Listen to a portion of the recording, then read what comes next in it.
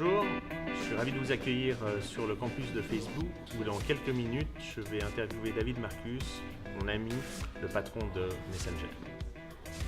Juste avant ça, Messenger en quelques chiffres, c'est 1,3 milliard d'utilisateurs, plusieurs dizaines de milliards de partages par jour, que ce soit des messages textes, de la vidéo, des photos. On parle de 17 milliards de photos.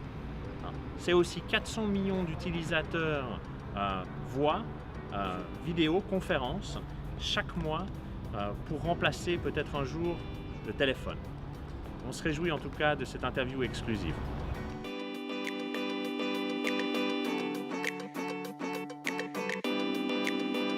Salut Arnaud. Ça va? Ouais, super. Ça va, bienvenue? Bien, merci beaucoup.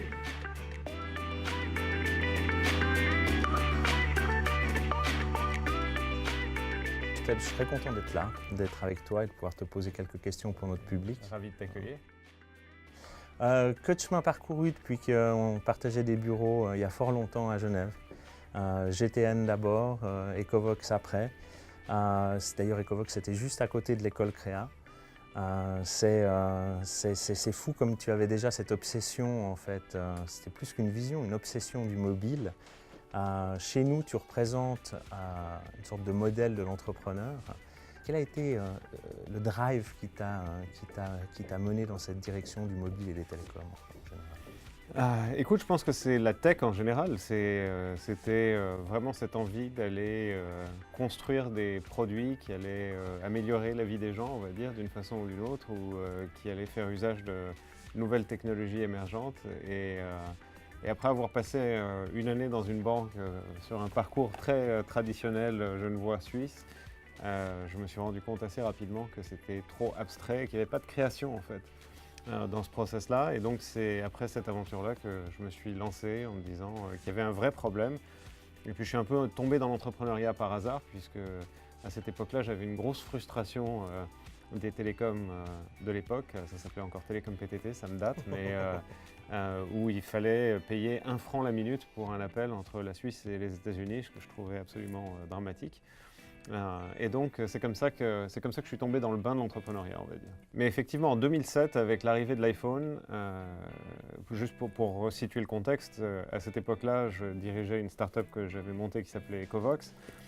Et l'objectif d'Ecovox, c'était du divertissement mobile, donc on faisait du téléchargement de sonneries, de wallpaper. On avait d'ailleurs fait des trucs ensemble. Oui, absolument, oui. Et du vote à la télé pour Nouvelle Star, toutes ces choses-là qui étaient facturées sur du premium SMS à l'époque.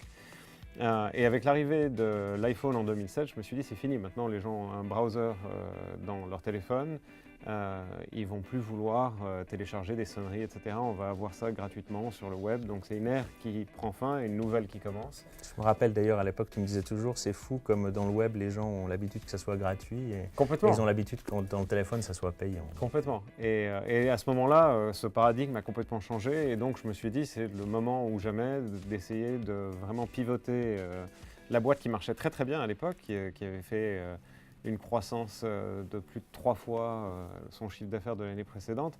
C'était le moment de vraiment tout chambouler et de tout changer. Donc c'était un peu énergique comme discussion à notre conseil d'administration parce que pas tout le monde voulait tenter l'aventure. Mais après plusieurs mois de tractation, j'ai réussi à convaincre notre conseil d'administration de l'époque, parce qu'on avait déjà des investisseurs institutionnels, de me donner la chance de venir aux États-Unis, de venir dans la Silicon Valley ici, avec un budget relativement limité et un temps relativement court. J'avais pas franchement l'intention de revenir, mais ça c'est une autre discussion.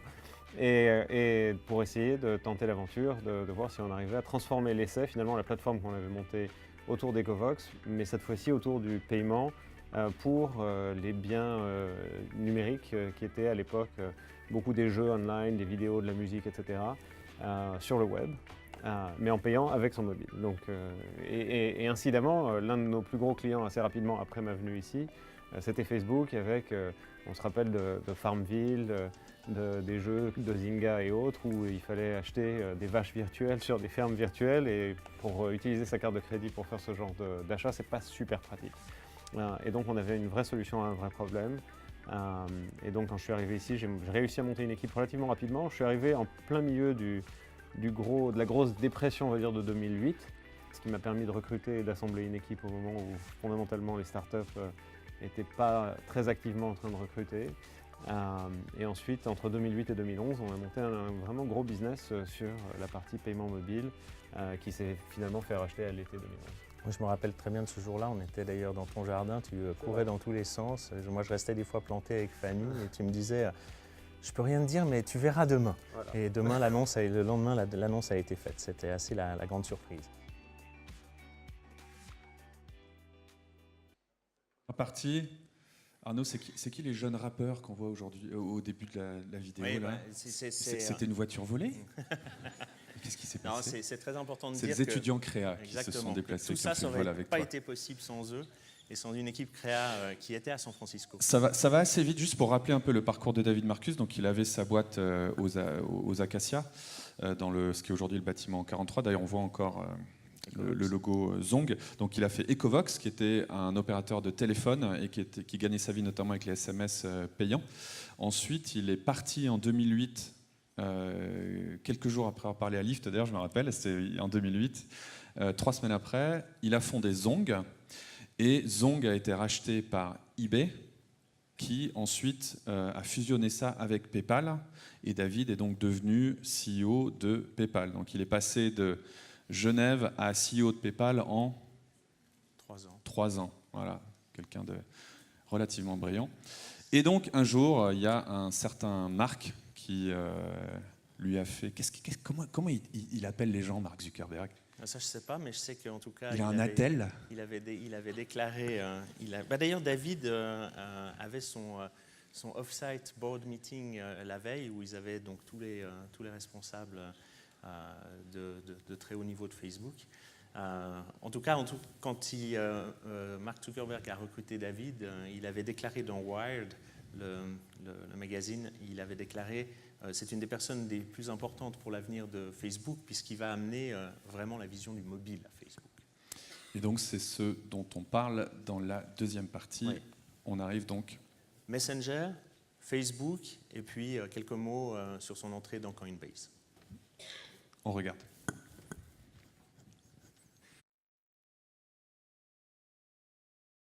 Bon, là, on a parlé un petit peu de l'avant. Maintenant, on va peut-être parler un peu de Messenger aujourd'hui, demain.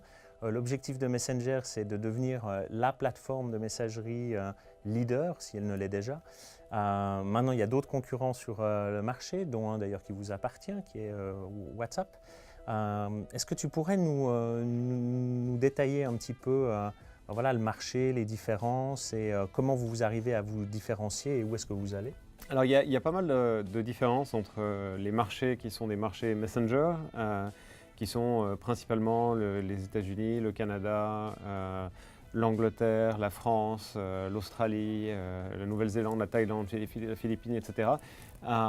Et les marchés WhatsApp, dont la Suisse fait partie, puisque c'est un marché très WhatsApp avec l'Allemagne. Je rappelle, 1,3 milliard d'utilisateurs chez Messenger et approximativement la même chose sur WhatsApp. C'est ça. Et donc la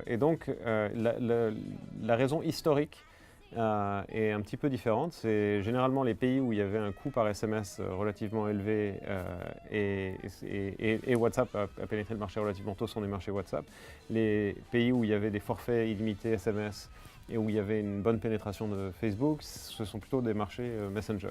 Dans le cas de la Suisse, c'est plutôt une émulation avec l'Allemagne, puisque en Allemagne, ça a été un très gros marché WhatsApp de la première heure. Et donc, on se répartit un petit peu les différents marchés comme ça. La grosse différence, c'est fondamentalement que dans un cas, on émule l'expérience qu'on peut utiliser, qu'on peut avoir avec le SMS, donc avec la nécessité d'avoir le numéro de téléphone de son correspondant pour pouvoir échanger des messages, alors que la grosse force de Messenger, c'est la possibilité de ne plus jamais utiliser de numéro de téléphone et de chercher les gens par leur nom et d'avoir des conversations soit one-on-one, soit en groupe. Et alors en groupe, notamment, il y a beaucoup d'avantages parce que quand on se fait rajouter dans un groupe, que ce soit par SMS ou autre, on ne connaît pas l'identité de tous les participants parce qu'on n'a pas le numéro de tout le monde dans notre contact, donc on a plein de numéros, on ne sait pas qui c'est, on ne sait pas ce qu'on peut dire, ce qu'on ne peut pas dire. Alors qu'avec Messenger, on a vraiment une identité qui est toujours présente. Et puis de l'autre côté, on a 70 millions de business et de pages sur Facebook qui sont sur le même graphe. Et avec ce lien, on est en train de créer beaucoup d'expériences qui permettent d'avoir des expériences de business sur Messenger qui permettent d'éviter d'avoir à appeler des grosses entreprises au téléphone, ce que personnellement je déteste faire et j'aimerais bien éradiquer complètement la nécessité de devoir prendre un téléphone pour appeler une entreprise. Justement, donc, on a beaucoup de choses à faire. Justement, le Créa Digital Day, ce sont aussi des entreprises. D'ailleurs, je pense que 80% de l'audience représente des entreprises et bien sûr des étudiants. Donc Messenger, un outil pour les particuliers, mais aussi pour les entreprises. Donc là aussi, est-ce que tu peux nous en parler, l'utilisation présente de Messenger dans les entreprises et vers où vous allez aller vers le... Eh bien, en fait, sur les 70 millions d'entreprises qui sont présentes sur le graphe Facebook, plus de 20 millions répondent à des messages tous les mois. Et on a plus de 200 000 développeurs maintenant sur la plateforme qui construisent des bots et d'autres types d'expériences, que ce soit du marketing ou du brand. Alors je peux donner plein d'exemples, que ce soit Air France ou KLM, ou maintenant quand on réserve un billet d'avion, on peut recevoir directement sa carte d'embarquement sur Messenger, les informations sur le vol, s'il y a un changement de porte ou quoi que ce soit, et le service à la clientèle en même temps. Donc si tu allais manquer ton avion, ce que je ne te souhaite pas parce que sinon tu ne vas pas être de retour pour vendredi, tu peux dire je suis en retard, je vais rater mon avion, est-ce que vous pouvez me mettre sur le suivant? Tu n'as pas besoin de t'identifier, de dire qui tu es, de dire quel vol tu vas prendre, quelle est la référence de ta réservation, puisque tout ça est dans le contexte d'une conversation. Donc ça c'est un des exemples. On en a des centaines d'autres qui maintenant sont des use cases qui ont vraiment trouvé du succès sur Messenger. Ok. Il y a, tiens, je fais un petit lien avec une annonce qui a été faite il y a quelques jours, l'arrêt de M, justement, l'assistant personnel, puisque c'est un petit peu en rapport avec ce que tu viens de parler. Évidemment, ça ne signifie pas l'arrêt de l'utilisation de l'intelligence artificielle, ni chez Messenger, ni chez Facebook. Maintenant, est-ce que tu pourrais nous parler un petit peu de cet arrêt et puis aussi des utilisations que vous faites de cette intelligence artificielle? Alors, ce n'est pas un arrêt du projet, c'est un arrêt de ce pilote en particulier qu'on avait fait. Donc, M, il y a plusieurs facettes de M. Une des facettes, c'était celle-ci, qui était effectivement d'avoir une intelligence artificielle entraînée par des humains qui fondamentalement aidaient à compléter les requêtes qui étaient faites par les utilisateurs. Et en fait, on a appris énormément et on a réussi à développer des modèles de compréhension de langage naturel qui n'existaient pas auparavant avec cette expérience. Et on l'a mis en pratique dans, par exemple, les suggestions M qui sont aujourd'hui disponibles et utilisées par plus de 100 millions d'utilisateurs chaque mois sur Messenger. Et en maintenant 10 langues, comprennent finalement les intentions des utilisateurs au sein d'une conversation pour leur permettre d'effectuer ce qu'ils veulent faire plus rapidement. Donc, notamment, par exemple, si on était en train de se parler tout à l'heure dans une conversation Messenger et que tu me disais « Où es-tu J'arrive », j'aurais eu une suggestion de partager ma géolocalisation avec toi en temps réel, de façon à ce que tu puisses voir où je suis, et tu aurais pu réciproquer, on aurait pu se voir sur une petite map avec nos photos de profil, bouger en temps réel. On peut faire ça avec du paiement dans les pays où on a du paiement. On fait ça maintenant de plus en plus avec aussi des parties tierces qui ont développé des solutions pour la plateforme, notamment Apple Music, Spotify ou des fournisseurs de contenu type GIF animé ou autres. Et donc ce n'est pas un arrêt du projet du tout, c'est un arrêt juste du pilote sur lequel il y avait à peu près 1000 utilisateurs qui étaient encore en train de faire des requêtes et qui nous aidaient à entraîner nos modèles. Bon, ça veut dire que tout ça, ça se fusionne un petit peu avec l'usage. Mark Zuckerberg déclarait il y a quelques jours que Facebook avait été développé pour aider à rester connecté, à se rapprocher. C'est pourquoi les amis et la famille restent au cœur de l'expérience proposée. Finalement, est-ce que c'est ça l'objectif de toutes les compagnies du groupe Facebook? Ben oui, fondamentalement, s'il y a un rôle que Facebook joue dans ce monde, c'est vraiment de rapprocher les gens. Et dans ce cadre-là et dans ce contexte-là, la messagerie, la conversation, c'est vraiment quelque chose qui est une interaction qui est tellement importante et qui est fondamentale pour nous en tant qu'êtres humains. Je veux dire, on a toujours évolué autour de conversations, etc. Et pour ceux qui ont essayé de faire une méditation silencieuse de plusieurs jours, ce que je n'ai pas essayé, mais c'est vraiment très difficile. Donc c'est fondamentalement un besoin humain de communiquer, de parler, de rester en contact. Et dans Messenger, on peut le faire non seulement one-on-one, mais aussi de plus en plus d'ailleurs en groupe, dans lesquels on a nos interactions les plus importantes avec les personnes qui comptent le plus pour nous. Donc Messenger est vraiment au sein et au cœur de ce dispositif qui est de permettre aux gens de passer plus de temps ensemble, de se connecter, de discuter, d'organiser des choses, des plans pour se rencontrer en personne, etc. De s'échanger aussi. Donc, dans l'échange, il y a aussi l'échange parfois de monnaie. Tu as été nommé récemment au board de Coinbase. C'est un sujet quand même très chaud, les crypto-monnaies. D'ailleurs, on va le... Ça, je crois que c'est pas possible. Ah, c'est pas possible. Hein. Ouais. D'ailleurs, c'est un sujet qu'on va traiter aussi durant le Créa Digital Day. Qu'est-ce que cela signifie en fait pour les membres en fait de votre communauté, les gens qui sont finalement votre asset? Est-ce que franchement il va y avoir un gros changement suite à ça? Bon, non, alors c'est deux sujets complètement indépendants et ça c'est mon rôle au sein de Coinbase, sur le conseil d'administration de Coinbase, c'est vraiment un rôle à titre personnel, pas à titre Facebook. Depuis 2012, j'ai été vraiment toujours fasciné par ce qui se passait dans le monde des crypto-monnaies, et notamment avec Bitcoin. Et donc c'était une évolution naturelle pour moi d'aider maintenant l'équipe de Coinbase à exécuter sa vision. Et ça ne veut rien dire pour Facebook, c'est complètement indépendant de Facebook.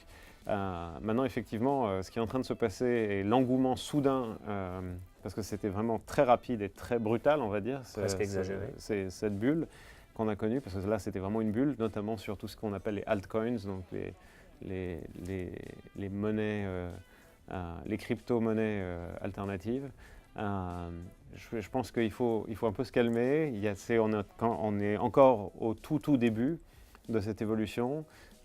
Et je pense que je reste très bullish, notamment sur Bitcoin, parce que c'est complètement décentralisé et qu'il n'y a pas une personne qui peut changer les règles d'engagement, on va dire, de la blockchain. Et je pense que c'est quelque chose qui va fondamentalement changer le monde dans la prochaine décennie ou dans les 2 prochaines décennies, et qu'on est encore très tôt, et qu'il faut se calmer un petit peu, respirer, et regarder qu'est-ce qu'on peut faire aujourd'hui pour faire évoluer ces nouvelles technologies qui vont permettre de nouvelles applications d'émerger. Ouais, dont en fait cette fameuse blockchain qui sous-tend tout ça et qui va changer non seulement le monde transactionnel financier, mais le monde transactionnel tout court en fait. Transactionnel tout court, on vient d'en parler. Les gens qui réussissent très bien, comme David Marcus, alors les pays se les arrachent. Vous savez, les Français pensent que David Marcus est français, les Suisses pensent qu'il est suisse. Je pense que là, comme il a dit 70, à l'intérieur du bureau de Facebook, on peut cette fois être sûr que David Marcus est suisse. Et même... Ouais. Oh là là, ça lui fera tellement plaisir. Merci. Et même Genevois. Et même, Genevois. Bon, maintenant on va... de Vauville. Maintenant on va parler un petit peu de qu'est-ce que c'est d'être employé chez Facebook. Alors juste avant, donc il fait, le speaker qu'on essaye de faire intervenir depuis ce matin, qui doit parler à distance, et le président de Xapo, Ted Rogers, que vous avez eu dans le programme, qui devait nous emmener vraiment dans le monde des cryptos. On va voir si on arrive à le faire revenir plus tard, mais c'est à ça qu'on fait référence. Donc on va voir si on va réussir à parler un peu plus de ce sujet. C'est Arnaud, fou, la troisième partie. Attends, c'est fou parce qu'on est en 2018 et le problème qu'on a, il est de connexion Wi-Fi et en fait pas vraiment de Wi-Fi. Il y a une panne généralisée du réseau Swisscom derrière notre Wi-Fi en fait. Donc ça a été annoncé. Vladimir Poutine, laisse-nous faire notre événement tranquille. Ça vient d'être annoncé dans les médias. Bon, maintenant, de quoi on va parler? Alors, on va parler aussi de qu'est-ce que c'est d'être collaborateur chez Facebook. Je pense que c'est un de leurs assets. Ils ont été nommés meilleure entreprise du monde par Glassdoor, et vous allez voir que David va vous l'expliquer. Un lien aussi avec la Suisse, et dire comment ils voient et où est-ce qu'on devrait peut-être parier. Et puis enfin, aussi parler d'avenir pour nos jeunes, nos étudiants. Voilà, pour toi le jeune, toi là-bas, toi là-bas. Il va vous parler directement. On regarde la troisième partie. Exactement. David Marcus, de retour.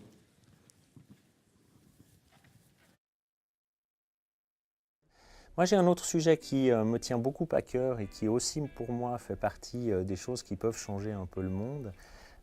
C'est en fait les gens à l'intérieur des entreprises, les collaborateurs, les gens qui font l'entreprise, en fait.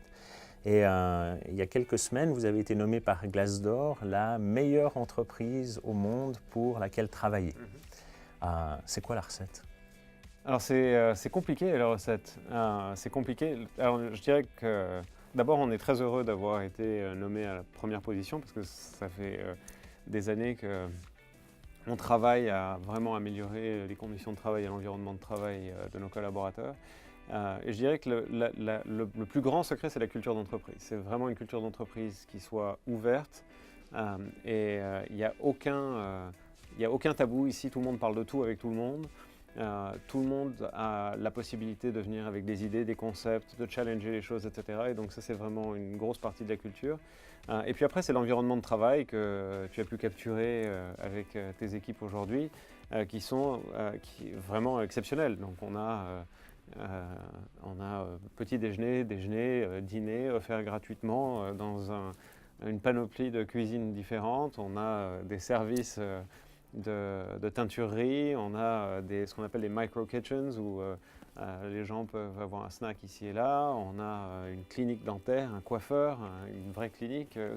Donc il y a un environnement qui fait que fondamentalement tous les besoins qu'on peut avoir dans une vie quotidienne sont assurés dans le cadre de l'entreprise. Et ça couplé avec l'opportunité, la culture qu'on a et l'impact qu'on peut avoir avec une plateforme qui touche maintenant plus de 2 milliards de personnes tous les mois, ça rend Facebook finalement l'endroit apparemment le plus attractif où travailler. Je pense que de notre côté, les cerveaux qui viennent, puisque c'est une majorité quand même de cerveaux, de gens au QI très élevé, sont quand même attirés par autre chose, par un côté lié plus à l'innovation, non?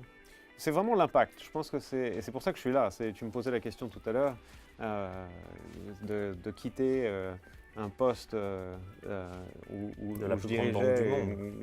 une société qui a maintenant 200 millions de comptes, 16 000 employés, etc. Et en fait, la raison pour laquelle je suis venu ici, c'est parce que j'ai cru en la vision que Marc avait, qui m'a vendue au fond de la messagerie à échelle planétaire et de ce que ça allait avoir comme impact dans le monde. Et je pense que la plupart des gens qui viennent ici et qui viennent travailler chez Facebook viennent travailler parce qu'ils pensent qu'ils peuvent avoir un impact absolument sans précédent dans le monde en termes de reach, quand on a la possibilité de parler, de toucher à 2 milliards de personnes chaque jour. Et dans notre cas, chez Messenger, on a une nouvelle application, une nouvelle version de l'application qui est déployée chaque semaine. Donc chaque semaine, on a une opportunité de toucher 1,3 milliard de personnes qui utilisent notre produit. Et ce type d'impact, on peut l'avoir nulle part ailleurs, au fond. C'est vrai, toi tu as fait le choix de partir de la Suisse, moi d'y rester, d'essayer quand même de faire bouger un petit peu ce petit pays qui a quand même de grandes qualités, très solide, surtout politiquement on va dire, très agile, avec cette grande stabilité. Qu'est-ce que finalement on doit apprendre de ton expérience? Klaus Schwab disait il n'y a pas si longtemps que ça, le problème de la Suisse c'est le confort, car ça nous empêche de nous inquiéter. La solution c'est de rester confiant tout en s'inquiétant un peu plus et en accélérant le rythme. Toi tu dirais quoi pour nous la Suisse? Alors déjà, je dirais qu'il y a des choses qui sont encourageantes. Donc quand on voit par exemple la position du pays sur des crypto-monnaies notamment, en essayant d'en faire un pôle au sein de l'Europe qui attire les entreprises qui veulent développer des solutions autour de ces nouvelles technologies, ça démontre une ouverture d'esprit et du progrès qu'on n'avait pas nécessairement vu dans le passé. Donc ça, c'est très encourageant. Après, je dirais, et en plus particulier à l'audience qui nous écoute aujourd'hui, je dirais qu'il y a une très belle formule de Churchill qui disait que finalement le succès consistait d'aller d'échec en échec sans perdre d'enthousiasme. Mais pour avoir du succès, il faut échouer, et pour échouer, il faut avoir envie de prendre des risques, et il faut avoir envie de tenter l'aventure, et il faut avoir envie de se mettre en avant et de se lancer. Et ça, pour moi, ça a toujours été le plus gros problème, le plus gros frein, finalement, pour que la Suisse devienne un pays plus entrepreneurial, pour qu'on ait plus de belles histoires à raconter d'entrepreneuriat. C'est l'envie des jeunes entrepreneurs d'entreprendre. de ne pas aller se trouver un job confortable, avec un salaire confortable, avec un chemin qui est très clair et déjà tracé. C'est vraiment de sortir du chemin, d'aller dans la savane, dans la forêt avec la machette et d'essayer de changer fondamentalement sa propre destinée, mais aussi d'impacter le monde avec quelque chose qu'on va créer. Et cette envie, ce feu en fait de créer, je trouve que c'est toujours ce qui a manqué. Et donc j'espère maintenant qu'avec les nouvelles générations qui s'apprêtent à se lancer dans leur vie professionnelle, qu'on va avoir de plus en plus de nouveaux aspirants, on va dire, à l'entrepreneuriat et à créer. Et je pense qu'il y a des signes d'espoir et je suis confiant qu'on peut essayer d'aider à faire démarrer ce feu. Et là, c'est parfait parce que tu viens de me manger ma dernière question qui, bien sûr, on a plein d'entrepreneurs dans la salle, mais on a aussi plein d'étudiants. Donc, c'est un message super encourageant pour nos étudiants. C'est bouger. C'est ça, c'est entreprenez. Merci David pour ce moment privilégié avec toi. Et merci à tes équipes aussi pour leur aide à monter tout ça. Avec grand plaisir, c'était un plaisir de vous avoir. On espère un jour t'avoir à Genève sur scène. Je te lâcherai pas. Salut mon pote. Ça marche, bye. Voilà, vous pouvez applaudir David Marcus. Il est 1h39 du matin pour lui, donc il a une bonne excuse. C'était comment ce campus Facebook? On ne se rend pas bien compte. Toutes les images que vous avez vues sont tournées sur le campus. Ce n'est pas des rues qui sont ouvertes au public, etc. Vous imaginez, je pense que vous avez tous été déjà une fois à Universal Studios. Ça ressemble à ça en fait. Et donc, il y a une salle de jeu. Universal Studios, là, vers Annecy. Il y a des... à droite. C'est un bowling, c'est super sympa. Mais je crois pas, je sais pas, il y a peut-être un bowling, mais en tout cas, salle de sport, salle de jeu, des restaurants partout. Tout est organisé en fait pour le bien-être des gens, avec barbecue à l'extérieur, etc. Et vraiment, c'est organisé comme ça. Ce qui est assez fou, c'est que c'est quand même gigantesque comme endroit. Ça doit faire à peu près la taille justement de ces studios. Et on voit qu'il y a déjà de larges problèmes de parking, etc. Parce que quand vous planifiez de faire un endroit comme ça, vous êtes déjà... Et qu'après, tout le monde a des stock options et achète 12 voitures. Voilà. Ça fait des problèmes de parking.